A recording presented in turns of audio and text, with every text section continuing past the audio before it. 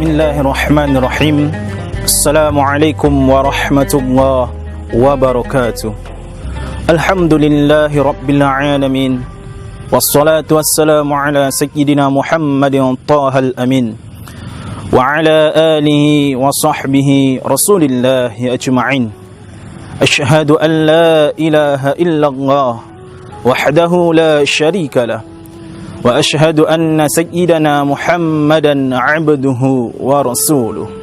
Amma ba'du.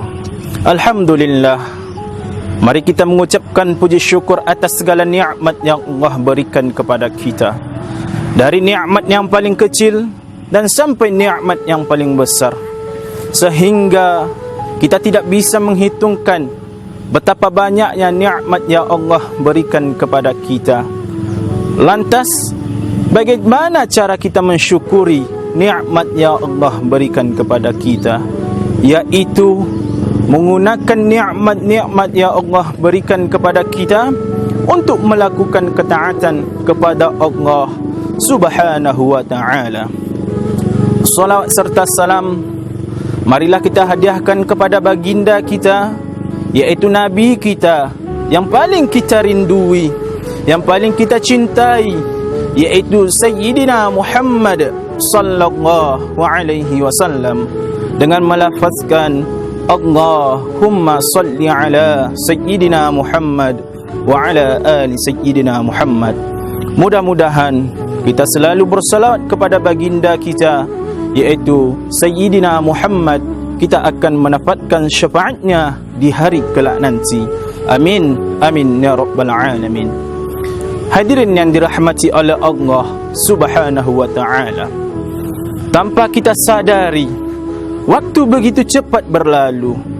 Umur kita semakin tua, kematian pun semakin dekat. Kematian tidak melihat umur. Yang muda ada yang sudah mati, 16 tahun ada yang sudah mati, bahkan yang baru lahir saja sudah meninggalkan dunia ini. Tetapi kita, alhamdulillah, diberikan nikmat kesehatan, diberikan nikmat kesempatan, diberikan nikmat umur, sehingga kita bisa berjumpa di bulan suci Ramadan ini, di bulan yang penuh kebaikan ini, di bulan yang penuh keberkahan ini. Banyak saudara-saudara kita, ia dahulunya pengen berjumpa di bulan suci Ramadan. Bahkan tetangga kita, bahkan sanak saudara kita, bahkan orang yang kita cintai, bahkan mertua ataupun adik ataupun kakak kita, dahulunya ia masih bisa bersama kita. Dahulunya ia masih bisa berbuka bersama kita. Dahulunya ia masih bisa melaksanakan salat berjamaah bersama kita. Dahulunya ia masih bisa berimpak ataupun bersedekah di masjid ataupun musala. Tetapi 3 bulan sebelum Ramadan datang, bahkan 1 bulan sebelum Ramadan datang, bahkan 1 minggu sebelum Ramadan datang, bahkan 1 hari Ramadan datang, ia telah dipanggil oleh Allah Subhanahu wa ta'ala. Tetapi kita diberikan kesempatan, diberikan kesehatan, nikmat, umur, kesempatan, kita bisa berjumpa di bulan suci Ramadan ini. Maka daripada itu, selagi ada umur kita, selagi ada kesehatan kita di bulan suci Ramadan ini, maka kita gunakanlah sebaik-baik mungkin. Hadirin yang dirahmati oleh Allah Subhanahu wa ta'ala, salat adalah perbuatan yang paling mulia dan kewajipan yang paling wajib setelah kita beriman kepada Allah dan beriman kepada Rasulullah sallallahu alaihi wasallam. Oleh karena itu, pada hari kiamat nanti, salat kita akan dihisab oleh Allah Subhanahu wa ta'ala sebelum kewajipan-kewajipan yang lain. Apabila salat kita baik, maka kita akan mendapatkan keberuntungan dari Allah. Sebaliknya, apabila salat kita rusak, maka kita akan merugi. Rasulullah sallallahu alaihi wasallam bersabda, yang maknanya ibadah yang pertama kali yang akan ditanyakan kepada manusia adalah solat, dan kejahatan yang pertama kali yang akan diadili oleh Allah adalah darah ataupun pembunuhan. Hadirin yang dirahmati oleh Allah Subhanahu wa ta'ala, solat adalah perbuatan yang paling agung. Apabila kita melaksanakan dengan sempurna, maka kita akan mendapatkan pahala yang sangat besar dari Allah Subhanahu wa ta'ala, dan Allah akan memasukkan kita ke dalam syurganya, pengampunan, rahmat, keberkahan dan derajat yang sangat tinggi kepada kita. Rasulullah sallallahu alaihi wasallam bersabda, yang maknanya Allah Subhanahu wa ta'ala telah mewajibkan kepada umatnya, yaitu salat 5 waktu terhadap para hambanya. Barang siapa yang melaksanakan dengan sempurna, maka Allah berjanji untuk memasukkan ke dalam syurganya. Barang siapa yang tidak mau mengerjakannya ataupun lalai dengan salatnya, maka Allah tidak berjanji untuk memasukkan ke dalam syurganya. Apabila Allah berkehendak untuk mengazabnya, maka ia akan diazab. Apabila Allah berkehendak untuk memasukkan ke dalam syurganya, maka ia akan masuk syurga. Hadirin yang dirahmati oleh Allah Subhanahu wa ta'ala, ada beberapa hal yang harus kita perhatikan, yang harus kita jaga pada diri kita, anak kita, bahkan saudara-saudara kita, bahkan keluarga kita. Yaitu ada 3 hal yang harus kita perhatikan ketika kita salat. Adapun yang pertama, ketika kita melaksanakan salat, maka haruslah kita kerjakan dengan ikhlas. Apa makna dari ikhlas ini? Ikhlas dalam arti kata menjalankan suatu ibadah, menjalankan kebaikan karena lillahi ta'ala. Kita mengerjakan salat, kita niatkan karena lillahi ta'ala, tidak karena ingin mencari pujian dari orang lain, kehormatan ataupun yang lainnya. Seandainya seorang yang melakukan salat, ia ingin mencari pujian dari orang lain, maka pujian tersebut akan dapat, tetapi tidak mendapatkan pahala, tidak berbuah pahala dari Allah. Karena apa? Karena ia melakukan salat, ia tidak ikhlas, ia ingin mencari pujian dari orang lain. Oleh karena itu, ketika kita melakukan salat, baik itu salat fardu ataupun salat sunnahnya, maka kita niatkanlah lurus karena lillahi ta'ala. Karena Rasulullah sallallahu alaihi wasallam bersabda yang berbunyi, innamal a'malu binniyat, sesungguhnya amal ketaatan kita tergantung pada niat kita. Oleh karena itu, ketika kita melakukan salat, maka hadirkanlah niat di dalam hati kita karena lillahi ta'ala. Hadirin yang dirahmati oleh Allah Subhanahu wa ta'ala, adapun yang kedua, yaitu adalah makanan dan pakaian kita haruslah dari suatu yang halal.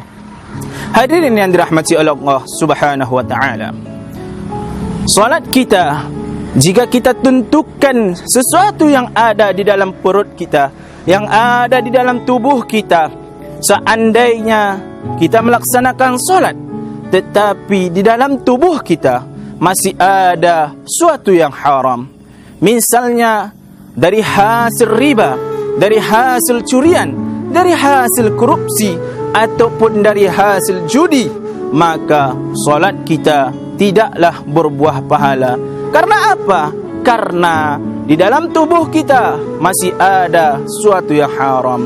Oleh karena itu, marilah kita jaga diri kita, marilah kita jaga keluarga kita, marilah kita jaga sanak saudara kita dari suatu yang haram. Biarlah sedikit apa yang kita dapat, itulah rezeki yang kita dapat. Biarlah kita bekerja keras, bersusah payah mencari nafkah, tetapi itulah rezeki yang Allah berikan kepada kita. Seandainya kita mencari uang dengan hasil judi ataupun korupsi ataupun mencuri, emang hasilnya banyak, emang bisa membuat kita kaya, tetapi itu adalah dari hasil yang diharamkan, dari hasil tidak halal. Begitu juga dengan pakaian kita. Pakaian ketika kita salat, baik itu sarung, baik itu celana, baik itu baju, baik itu peci ataupun yang lainnya, juga darilah suatu yang halal. Seandainya kita melaksanakan salat, kita memakai baju ataupun pakaian dari suatu yang haram, maka salat kita tidaklah berbuah pahala. Hadirin yang dirahmati oleh Allah Subhanahu wa ta'ala.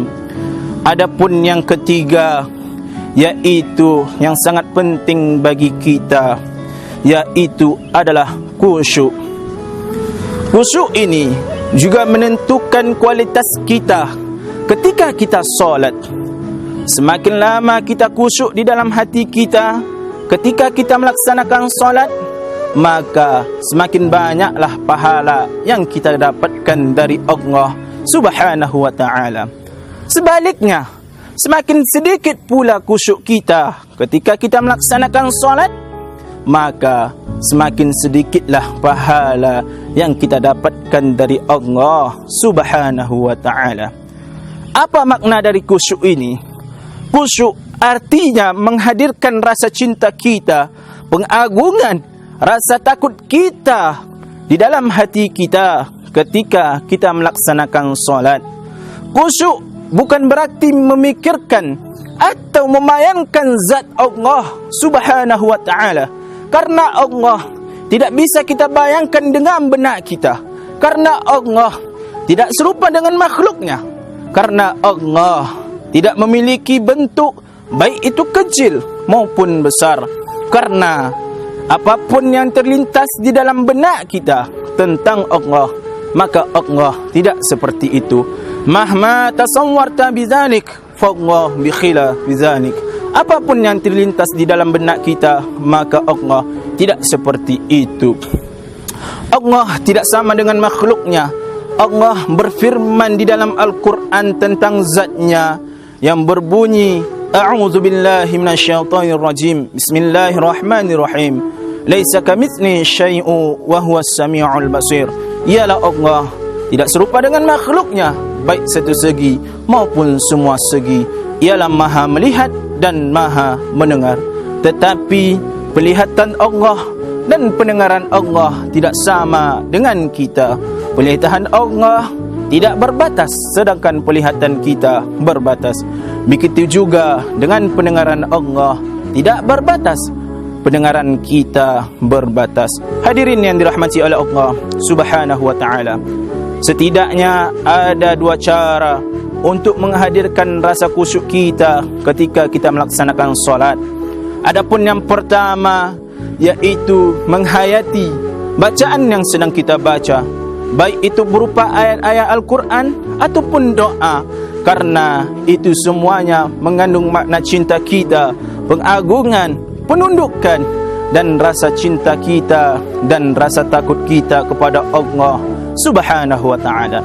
Adapun yang kedua, yaitu adalah menanamkan keyakinan kita di dalam hati kita sesaat sebelum kita melaksanakan solat, bahawa solat yang kita kerjakan saat ini adalah solat yang terakhir kalinya, dan setelah itu ia akan meninggalkan dunia ini. Dengan begitu, harapan kita takut kepada azabnya Allah Subhanahu wa ta'ala, insya-Allah akan hadir rasa khusyuk kita di dalam hati kita ketika kita melaksanakan solat. Hadirin yang dirahmati oleh Allah Subhanahu wa ta'ala, penyampaian saya hari ini yaitu janganlah pernah kita meninggalkan solat dalam keadaan apapun. Maka sesibuk apapun kita, maka jangan pernahlah kita meninggalkan solat. Seandainya kita sibuk dengan pekerjaan kita, maka kita dahulukanlah solat kita. Seandainya kita dalam perjalanan, maka kita dahulukanlah solat kita. Oleh karena itu, tidak ada alasan kita untuk meninggalkan solat. Barang siapa yang meninggalkan solat dengan sengajanya, maka ia akan mendapatkan dosa yang sangat besar dari Allah Subhanahu wa ta'ala. Meskipun kita dalam keadaan sakit, seandainya kita tidak mampu untuk berdiri, maka bisa melaksanakan solat dengan keadaan duduk. Seandainya kita tidak mampu dengan duduk, maka kita juga bisa melaksanakan solat dalam keadaan berbaring. Hadirin yang dirahmati oleh Allah Subhanahu wa ta'ala, demikian tausiah yang bisa saya sampaikan ini. Mudah-mudahan manfaat bagi kita semua, dan mudah-mudahan kita berdoa kepada Allah Subhanahu wa ta'ala supaya amal ketaatan kita di bulan suci Ramadan ini diterima oleh Allah Subhanahu wa ta'ala, dan mudah-mudahan dilipat gandakan oleh Allah Subhanahu wa ta'ala. Hadirin yang dirahmati oleh Allah Subhanahu wa ta'ala, seandainya dalam penyampaian saya ini yang kurang mengenakkan bagi saudara-saudara sekalian, maka kami mengucapkan mohon maaf sedalam-dalamnya. Adapun kebenaran itu datangnya dari Allah Subhanahu wa ta'ala. Adapun kesalahannya itu datangnya dari saya sendiri, baik itu perkataan ataupun perbuatan, maka saya mengucapkan mohon maaf sedalam-dalamnya. Maka kami akhiri, barakallahu fikum wa alaikum wassalamu alaikum warahmatullahi wabarakatuh.